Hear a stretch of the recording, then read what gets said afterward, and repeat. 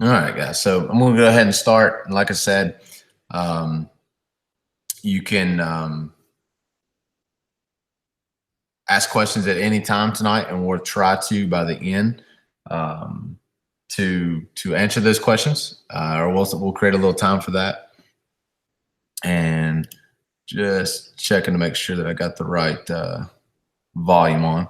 But this is something we talked about in a webinar back in the winter, and just a little bit of an update for myself. Got a new job, and this it's why we kind of slowed down with some of these. Had to really focus on the new job and the new team. So kind of to a point where we can talk a little bit more again. But one of the last things we talked about is this statement right here was a big focus, and then essentially it's what you choose to do with your time that separates you from everyone else.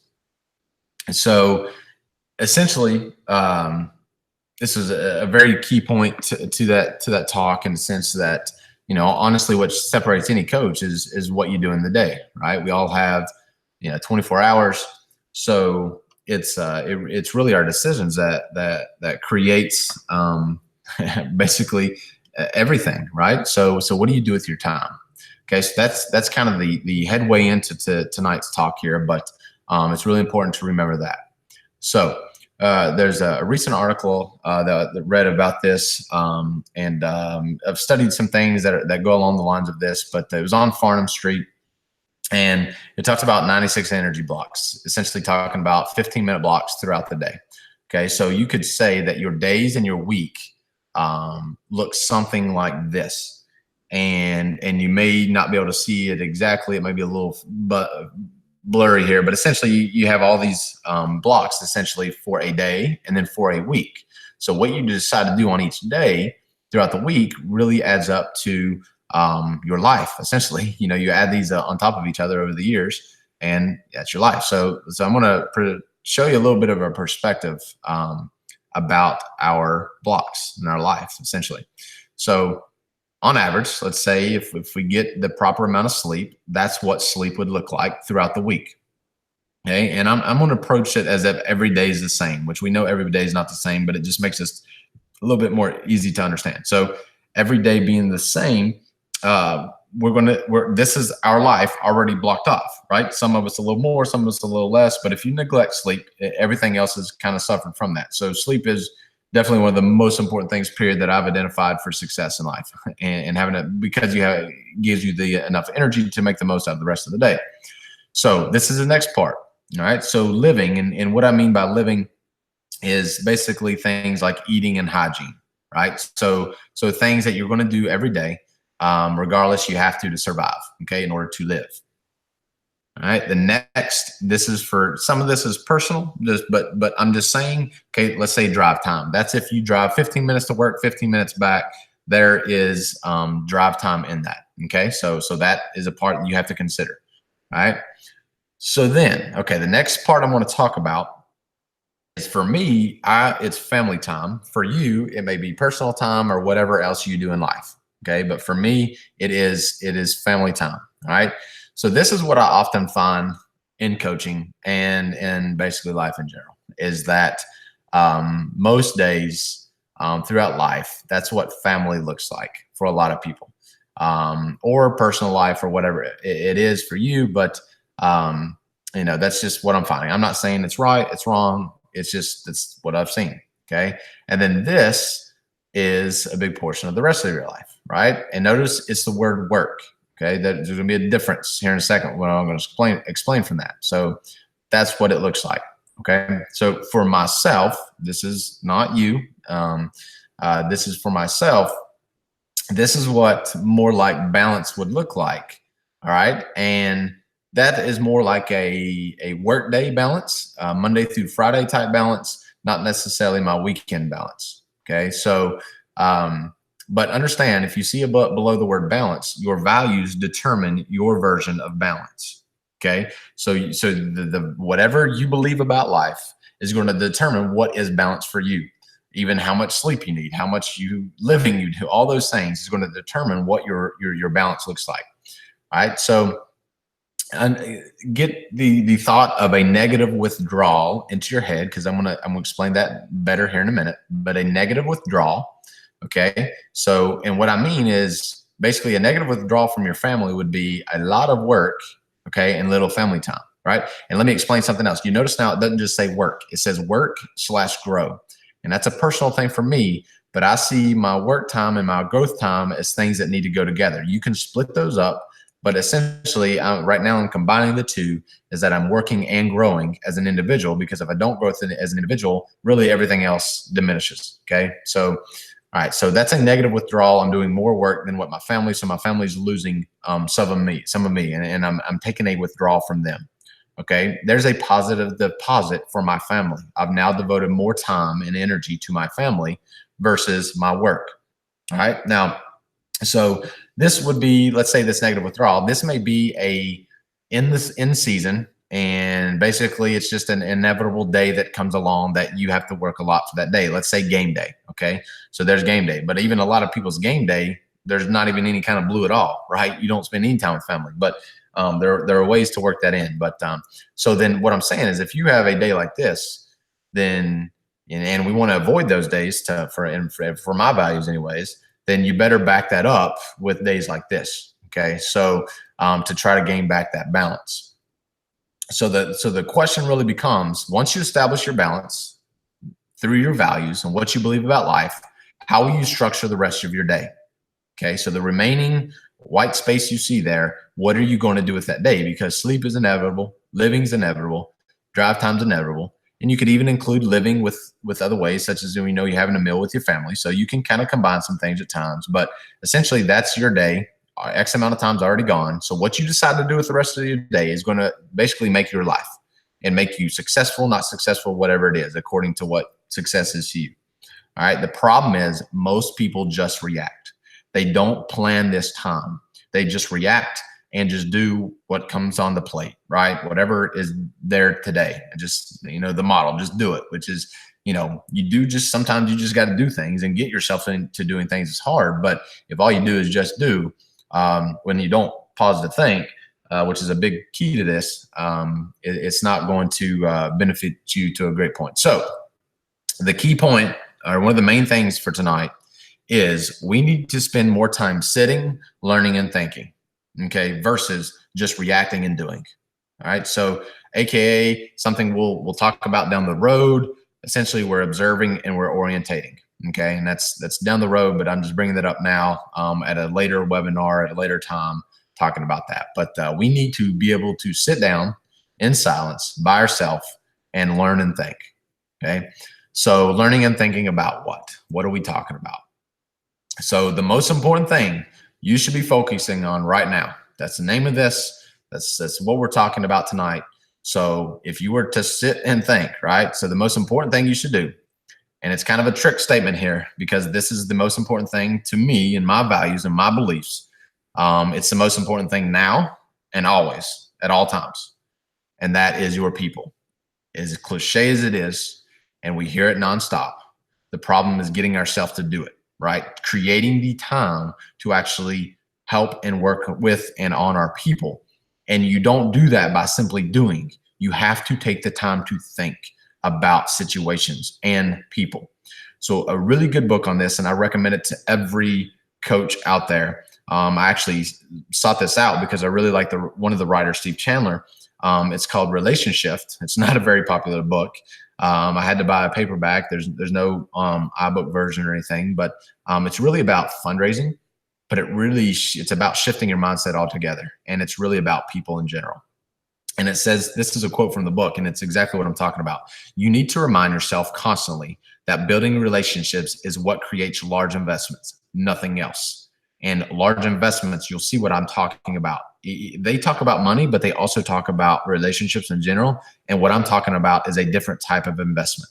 Okay. So nothing else matters at the end of the day. If you don't get this piece right, it matters nothing else. All your planning, all your systems, all your processes, all your schemes, nothing else matters if you don't get this right. And that's relationships, right? That's what matters. So I'm going to introduce a concept. Maybe you've heard of it.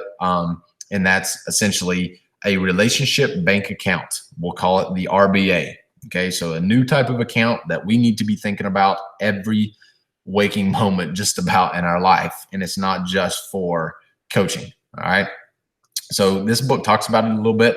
I haven't actually read this book. I've read the more popular version. This is a teen version, but it kind of talks about this just because of the way teens' life has gone digital and all that, and understanding relationships. It kind of talks about it with them. But anyways, so you can think of it as just simply a bank account, right? When we make deposits, we go to the green. When we make withdrawals, we go to the red, or for some people, the black, but are going up black and red. So, but anyways, let's say we make deposits, we invest into people's lives, time into people.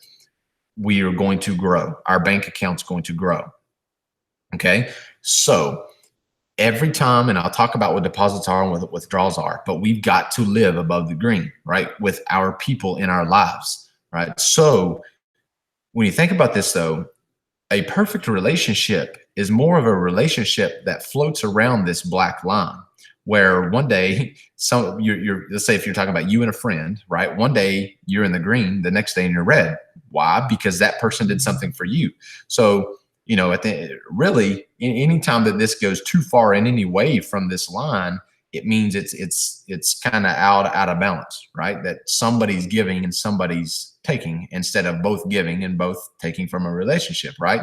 So it's very tricky here. You think you want to go up, and to a certain degree, that's your mindset, that you want to deposit, invest. But if all of our relationships are pure investing and we get nothing out of it, in the sense that we're not benefiting each other, that's the time sometimes we've got to think. But we also have to think that not all relationships are necessarily like that. If we're thinking about our players, sometimes it's hard for them at this time to give back to us. Maybe they're not at that point yet, or it's just not that way. So we're investing in them for maybe where they'll give back to us when we see what they're doing with their lives later on. So understand the bank account going plus side to the negative side. This is very important. All right. So what are you really building when you invest in relationships? So what are we building at the end of the day? What are we investing in? What are we creating?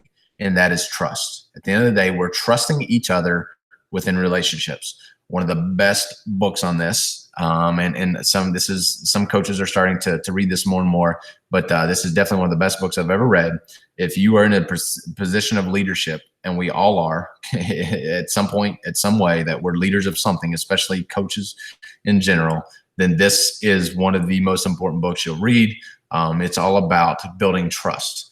And it's a military book, but it's completely counterintuitive to what you would think about the military. And this is, if you want to build trust between you and your team, this is the book. And I really got this book through a big focus of this whole talk tonight is actually from this last job. In the interview process, a question about building trust and relationships. And I gave an answer, but after reflecting, I really felt that I didn't have the best answer in the world. Right? I couldn't articulate it anyway. So I went and read this book and a few other books. But this book literally gave me a blueprint for building relationships and building trust with players, and used a ton of these steps to start now. And it has enhanced my life as a coach indefinitely. And just it's I would consider a must read for a coach. So what relationships? Essentially everyone in your life. When we're talking about this RBA, we are talking about everyone in your life, not just here. We're looking at the coaching side with your players, with your coaches, with your administration, with your parents, of your team, right? Of your players, the community, your supporters, referees, for example, are really important if you think of it in this way. Okay. So everything within the program itself. Okay. But then also, you have relationships within your personal life, right? With your spouse, with your children, with your parents, with your friends, all the people outside of work or your profession or whatever it is. Okay. So every relationship in your life can reflect this account, this RBA. All right. So when you're looking at this one here, just I'll give you an example here in a second. So here are examples of deposits and withdrawals, and they reflect each other. So for example, like on the left, you see keep promises, on the right, break promises. So they work together here. So a deposit to an investment would be keeping promises with somebody, right? Versus if you break a promise, you're going to take a withdrawal. You don't want to do that, right? An act of kindness versus a selfish action, being loyal to somebody, betraying somebody, listening versus ignoring, apologizing versus holding a grudge, setting clear expectations and setting false expectations, right? So those are deposits versus withdrawals. But when you look at this list, it makes it sound like all withdrawals are negative. And that's not always the case, because in a good friendship and a good relationship, naturally, we need things from each other. But the way the withdrawals should really work is from the other person. So I deposit into this and the other person deposited into this. So almost like instead of staying at the black, you almost want to think both of you want to be building into the green. Almost it's like a separate bank account for each one of you. It's not that you are creating the same account, that we're both trying to get us high in the green. And maybe that's a better way of looking at that, is essentially if we're talking like this, it would look more along the lines of we have two accounts, right? And we both want to be in the positive as a person. If this left one is me, this right one is somebody else. Instead, I might be in the green, the other person in the red. We really want to go as far in the green for each other. We want to both invest. So maybe that's a better way. And when you talk about things, you see things a little clearer. So that may make a little more sense with this. Okay. So this whole process of building a bank account is extremely important in anything you do in life, period. And it's such a important metaphor for understanding how to be successful at anything. Because if you don't get this, I talk about a lot of fundamentals of life. This is one of the most important fundamentals of life. So no matter what you're trying to accomplish, if you don't get this bank account analogy, anything you decide to do is going to be difficult. So in order to build and invest, you have to understand two important things: how important appreciation is for others, and how important self-interest is in life in general. Okay, so a quote here: the deepest principle in human nature is a craving to be appreciated. There's almost nothing else that you can do in order to invest and go in the positive side other than make people feel appreciated in life in general. So that's your all the people that we've talked about, right? All these relationships. If you just took the time to think, how can I make this person feel important, feel appreciated for what they do, then you're going to get to the positive side. If that's all you took out of this, if you just thought about the appreciation of others for what they do. Second quote here: if there's any secret to success, it is the ability to see the other person's point of view. And that's what we're talking about with self-interest. Today, everybody has their own view of life, and it is based off of their interest. And I'm not necessarily saying this is a selfish way of thinking, but we all have our goals in life, right? So we've got to create relationships and invest. But how do we invest in people? We have to know what the interests are of that person. You can't just invest in everybody at the same time. So in some ways you can, but you have to understand each individual person. And that can be difficult when you're talking about a team of a big team, right? Versus you just have a small team where there's 5 or 6 people involved. When you get a lot of people, it becomes harder and harder. All right. So this is kind of just investing in general, if you're talking about money or anything.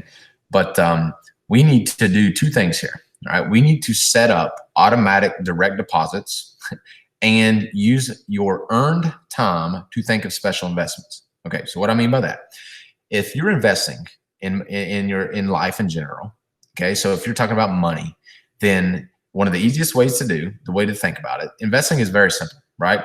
Is you spend less, you make more, and you make your investments automatic.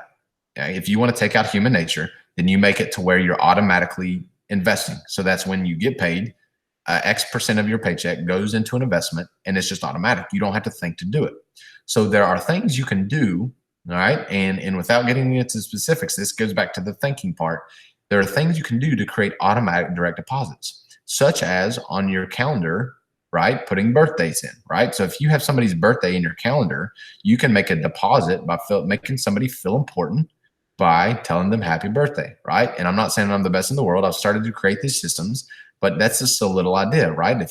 That's an automatic direct deposit that I get an alert whenever somebody's birthday comes up. and then I send them a text or talk to them or something, right? So that's an automatic direct deposit. So how can you create those? How can you, even if it's setting reminders? So I'm constantly using reminders, whether it's alarms on my phone, the snooze button on email through Gmail, just anything I can think of to remind myself things, because we are humans and we're going to forget. So what kind of automatic deposits or investments can we make into people's lives, right? That's not a very personal thing, but it can be if we take the time to think about individuals. But that's kind of the big, more looking at like everybody in our life. How can we create some automatic things? And that's just a piece, right?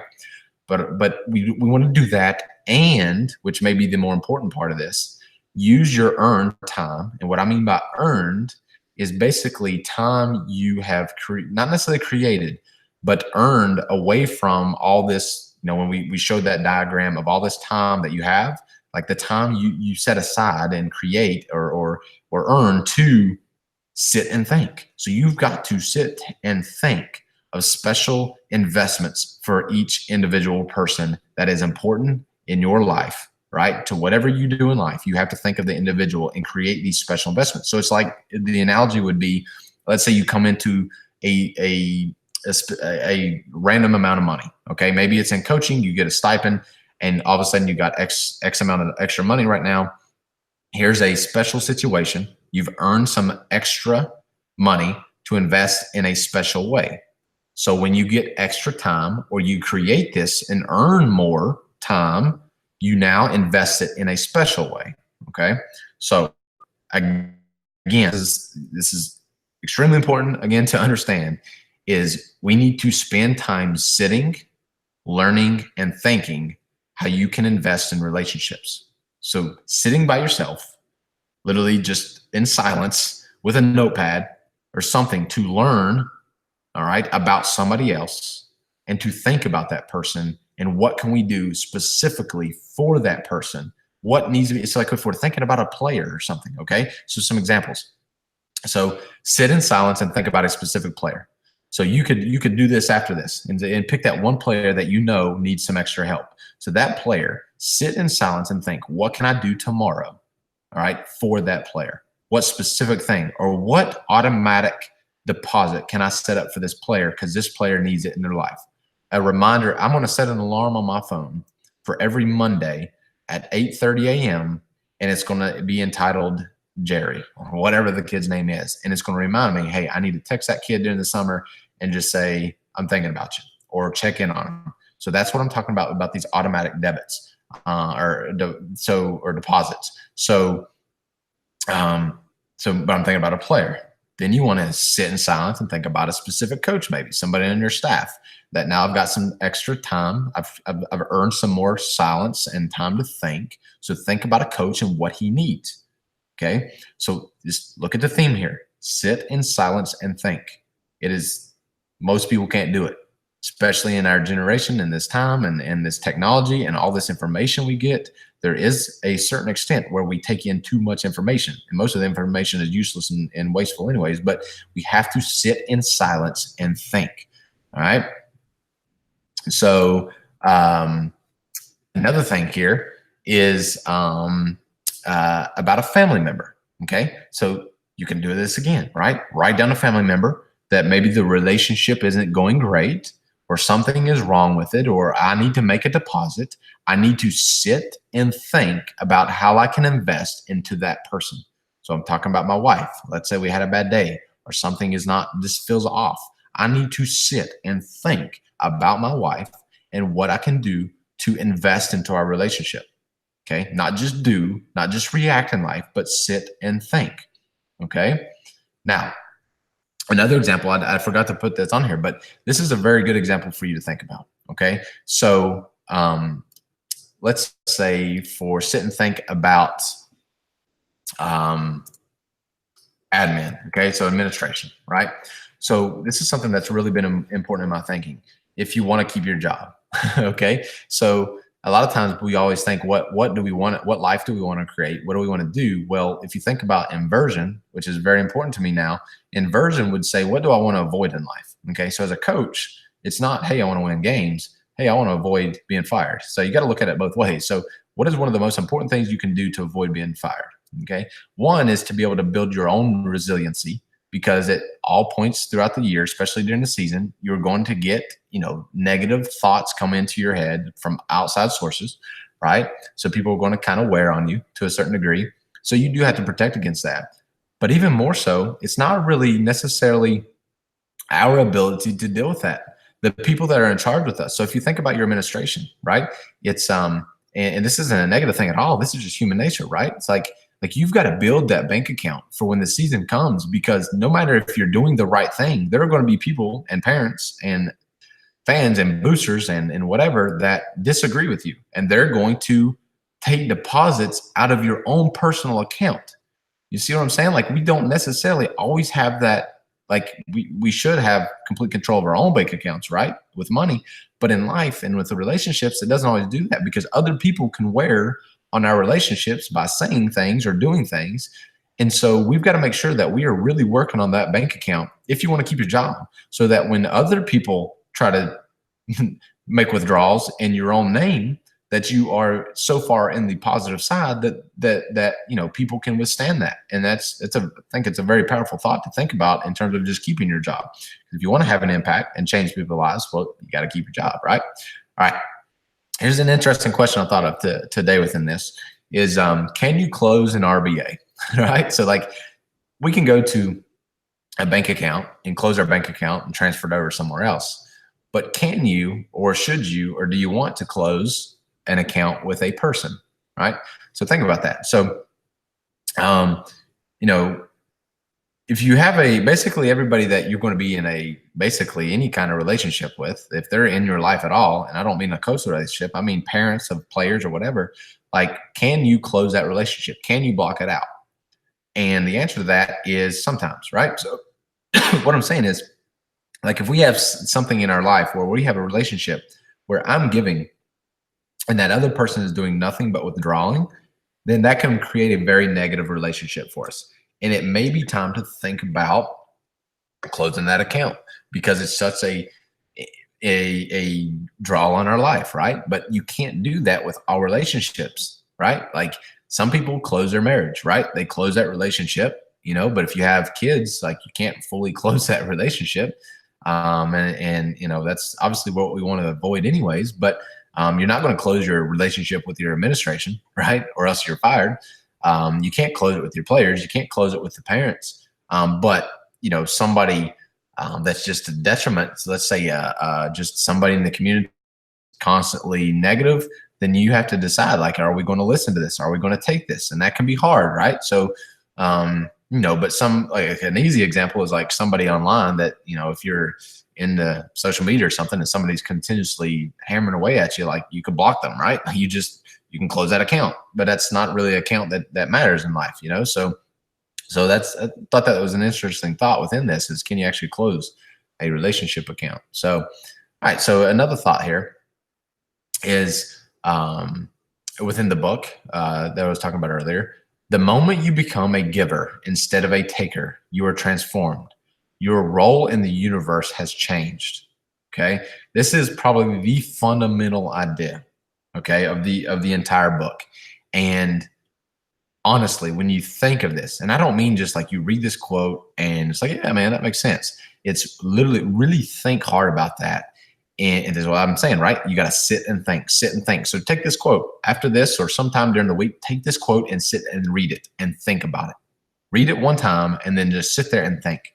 Think about that.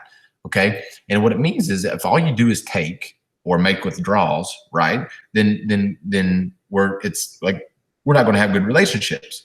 Okay. So if you become a giver in life, okay, you're going to deposit into relationships. But it's literally a decision you make right this second. Okay. You transform your life right now and say, from this point forward, I'm going to give to relationships. I'm not going to be a taker of everything. Okay. So now this ties into fundraising, which is actually something we're going to talk about next week. But this is very obviously a key point, another key point to this whole talk. And it's just another way of talking about a bank account, essentially, but becoming a giver and not a taker in life. And, if what we're basically discussing is, again, if you can't create relationships, you're not going to have a very fulfilling life. And if all you do is take, then your life, at the end of your life, it's going to be a very a tough thing to think about, right? When we're on our deathbed, if we are fortunate enough to be able to reflect back. All right. So if you don't create systems that allow you to block off the time to sit, learn, and think, then everything we talked about tonight is impossible. So this is very fundamental to what I talk about all the time or think about is if I'm going to create. So the big thing here is we're creating time to think, okay, not just react. If we're going to do that, we have to take the time, put in the time before we can even think into creating systems and processes that allow us that free time. So it's not just waking up and going to work and starting to work, right? Just doing the same thing every day. Okay, Mondays I'm creating this template or this scout team thing. On Tuesdays I'm doing this. Like you have to create systems that get away from all this mundane routine things that every other coach wastes their time doing. You have to create more efficient systems so that you can sit and think, right? The key is to sit and think, right? And learn about others, learn about their self-interest. If you can do that, right, then you're going to be ahead if you want to talk about wins and losses, right, of other people in life in general. Okay, so, but this is a key point that I found from a lot of coaches. All right, you don't create systems to create more time to do the same things, right? You don't just create efficient systems to gain time, and then all you do is put more energy into the same type of things. I'm not going to create efficient offensive systems to work on more offense. It doesn't work that way, right? Like, yes, there are certain things that have to get done every week in season or out of season in order to field a team, to put a team on the field, right? But if we just create systems that work more about being on the field in that sense, then that's not what this is about. You have to create systems, and then you have to sit and think about things, and that's the hardest thing about this. So, just like the whole fundamental thing to the coach drive piece is exactly what we're talking about here. Is if you don't create systems, right? If you don't intentionally, based off this quote, right, drive thy business, or it will drive thee. Okay, meaning again, if you just let life, business, coaching, teaching, if you let it do its thing, and all you do is just do it or just react, then life is going to simply take over. That life or coaching is going to drive your life rather than you control your life and drive the coaching or affect the coaching or affect the player's life. You have to flip this, right, and not let it take control. It's literally, if you're thinking you're going on a journey in life, right, it's literally taking control of the steering wheel and trying to navigate versus just letting go. Okay, and understand different values, different beliefs. Like if you entirely let go and close your eyes, well, who knows where you're going to end up? So you have to have some degree of control. We're never going to know the exact path or exactly where it's supposed to go. And this is a whole nother talk at a later time. But it's very important to get that piece right there. Again, just like the other things we've talked about so far. So the question to think about here is, how will you structure the rest of your day? So if you have to sleep, you have to live, you have to have some kind of transportation or these other mandatory things in life, what are you going to do with the rest of these blocks of energy or whatever you want to call it? Okay. You need to schedule and block off time for the things that matter and what needs to get done. Ultimately, when you're on your deathbed, right, this decision is what's going to make your life. Okay. So whatever you decide to do for the rest of the hours in the day, rest of the minutes, we're going to add up to hours, we're going to add up to days, we're going to add up to weeks, to months, to years. And if you don't consciously make a decision on this, then you're going to wake up one day, right? Figuratively in life, you're going to wake up and you're going to realize how far off the path you are to what your potential may be and what you could be doing for others. So, kind of the message is to wake up and prepare your day to get the most out of it and to give the most out of it, right? So think about that. Think about the bank account. Like we're talking about, be a giver, make investments, and you must sit and think, right? Sit and think about your people. It's something that most people can't do in this time. especially the younger generations. And we need to teach this to other people. Like, this concept right here is not something that's just something used for sports. Like, it should be taught to everybody. We are not taught these things. Like, we may be taught like through the occasional, do unto others talk, right? But what about in school and in coaching? Do we teach our kids about the difference between deposits and withdrawals? Like, we don't even teach kids about this in finance, let alone in life. So we teach our kids exactly these things, both with finances and with life, about staying in the green versus getting in the red with people. So this was a little bit shorter, or like time. I'm not with these webinars. There's no set time, right? Like, if we say what we need to say, then that's what's going to be said. Like, there's no reason to make something longer than it needs to be. I hope we introduce the idea of this RBA, this bank account relationships.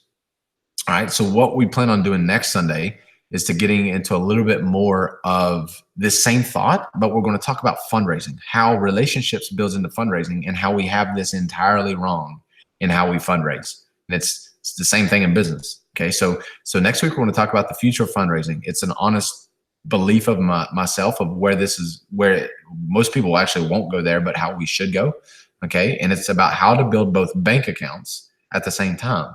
So both our relationship bank accounts and our actual bank accounts within our program, within fundraising. And that's at all levels of coaching, wherever you need funds, and we all need funds to some degree, of how to build this. And, if you have aspirations of being a head coach, I don't care if that's from the youth level to the college level. If you don't get your philosophy on fundraising down, you're not going to either reach your potential or even get a job. You have to have your plan down for this, because if you don't, one, you're going to waste a lot of time in fundraising, or two, you're not going to raise the funds you need. The way we think of fundraising, without getting into it too much right now, is it's not like we're out there to raise as much money as possible, but the more funding we can get, the more freedom we can get to do the things that matter in our program, because our systems can be more efficient. So it's very, very, very big piece in my mind, in order to create a successful program. All right. So if you have any specific questions right now, again, you can tag both of those into Twitter. I'm going to try to look and see if we have any specific questions.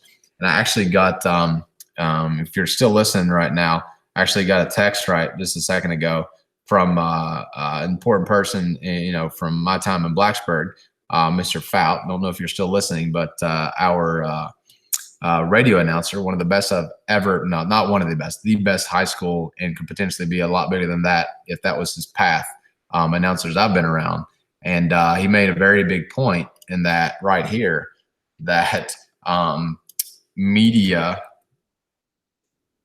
should be added to this talk, in the sense that we have to build those relationships. And he's absolutely right that that should be something else within our thoughts of building the right relationships with media in our community. Because actually, this is a huge piece, because if you build the relationships with media, you're magnifying your relationship process, right? Because if you have good media, not only your own media, which is something we're going to talk about next week, and creating your own social media platforms and the right way to do that. But if you use other people's platforms, such as the radio or newspaper, then you're magnifying your ability to deposit. So that's almost like you would start thinking about the automatic deposits. That's what you would kind of think about with the media and how it can be used. So thank you, Mr. Fout. That was absolutely a big piece to that. All right. So let's see if we just told me I made some good deposits with the media right there. So that's funny. All right. So let's see. So again, one of the questions being, what would be the best advice to build relationships? Okay. So if we're trying to build relationships with people, it's kind of like the whole theme to this, right? But it's that whole thought of trust. And again, like I said earlier, if you weren't on here earlier, and you can play this back at any time, this book has a million ideas, really, really good ideas on how to build relationships.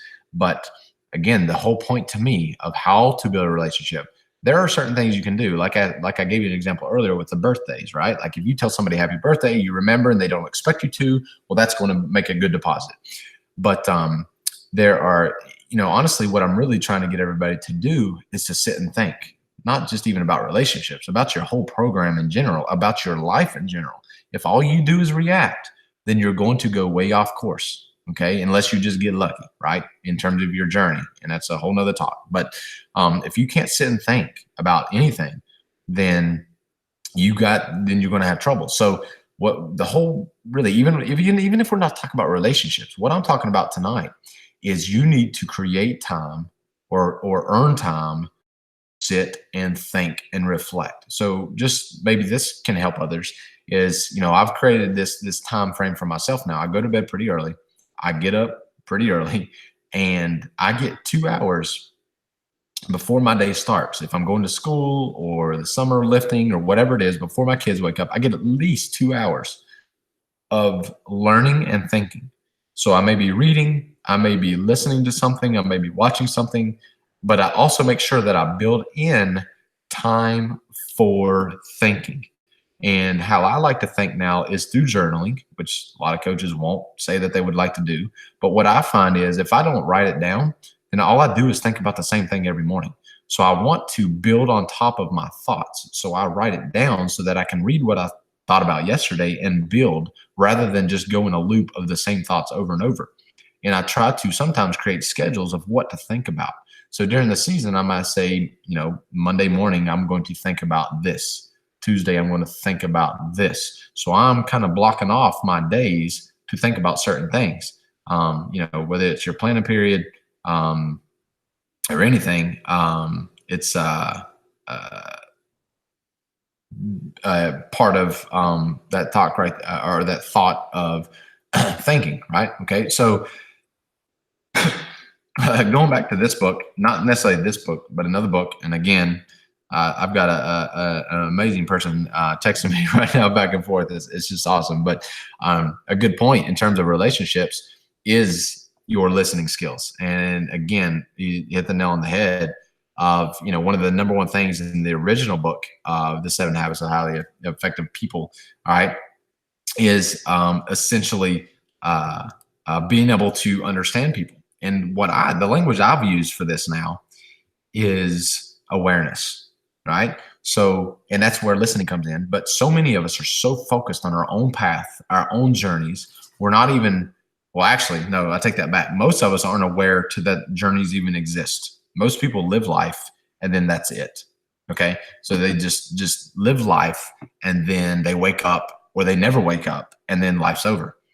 As opposed to if you become aware, again, I'm getting to a lot deeper talk. That's for down the road. If you become aware, then you get a chance to see, if you become self-aware, right, of yourself, you get to open your eyes to the fact that there is a journey to go on, right? But if all you do is become aware to your own journey, then you're going to struggle. You also have to create social awareness to be aware of other people's journeys, right? And how can you mesh together your journey with other people's journeys to create the best world possible, right? So like he said, part of that is being able to listen and hear and understand other people. But if you're not even aware that other people's journeys exist, then you're not going to listen to other people, right? So another really good point with that. All right. So somebody just asked on Twitter, I think, about my actual schedule. So I will say that my schedule is not set in stone, meaning every single day doesn't look the same, but every day starts the same in a way. Okay. So I'm glad somebody asked this, but maybe this is for something down the road too. But this is huge in life and in creating a routine. And I believe morning routines are unbelievably important because if you don't do the important things in the morning, your day may take over, right? Once you get started. So I do now, I wake up at 3:55 in the morning. A lot of people think that's ridiculously early. And I get that, but I do go to bed at a decent hour. Like sometimes I'll go to bed sometimes. I'm always going to bed between 8 and 10, unless it's a weekend or family's over or something's important. So I always go to bed between 8 and 10.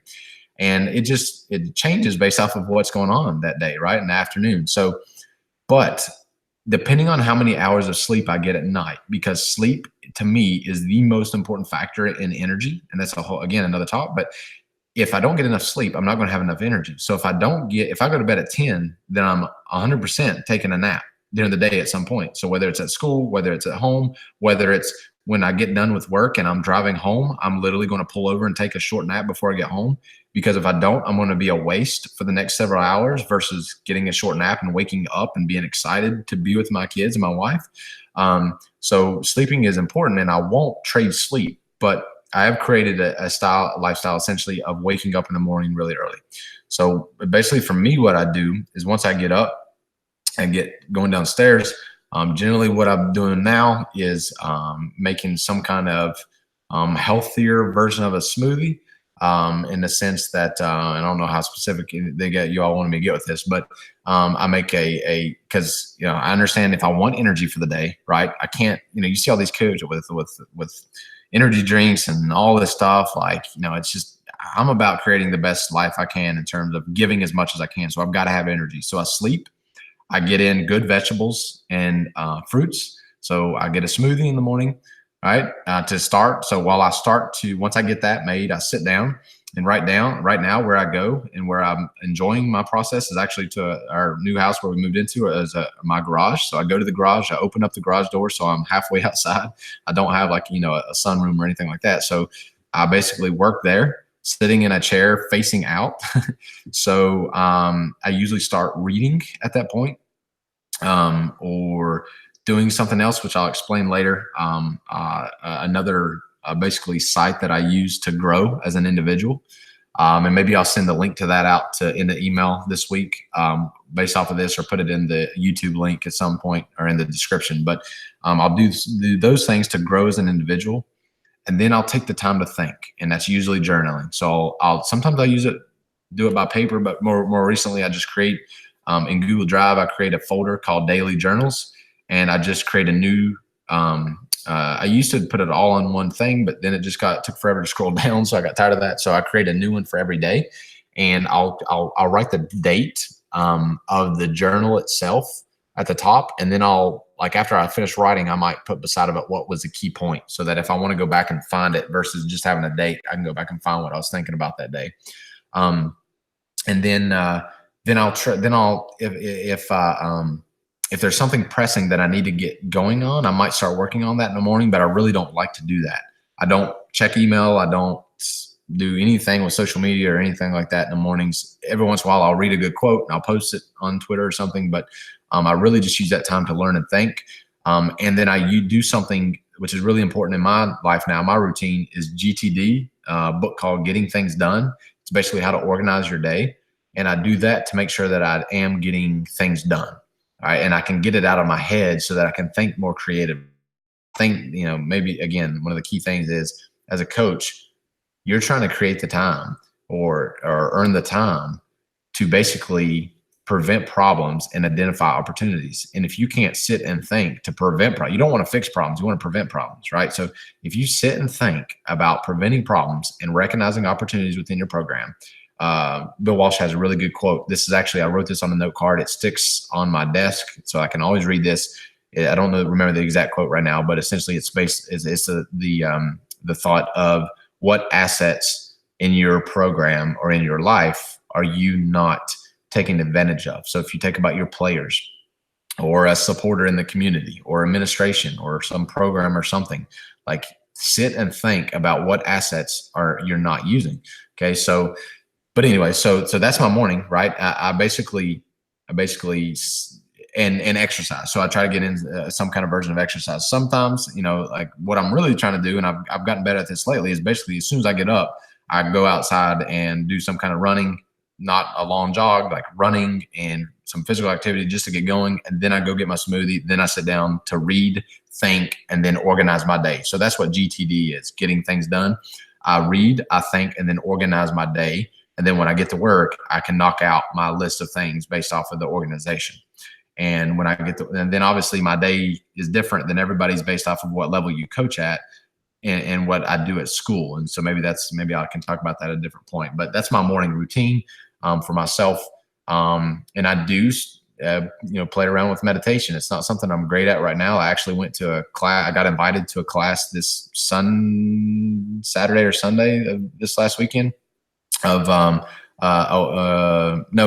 Tuesday this week. I got invited to a basically a stretch and breathe class. Like a lot of coaches, again, aren't going to think of doing those things, but it's just to clear your mind and be able to be refreshed, right? And so I went to it. It's actually one of our players, a potential player's dad. They own that thing, so I went and tried it out and loved it. And so it's something I definitely recommend to maybe look at within your program. I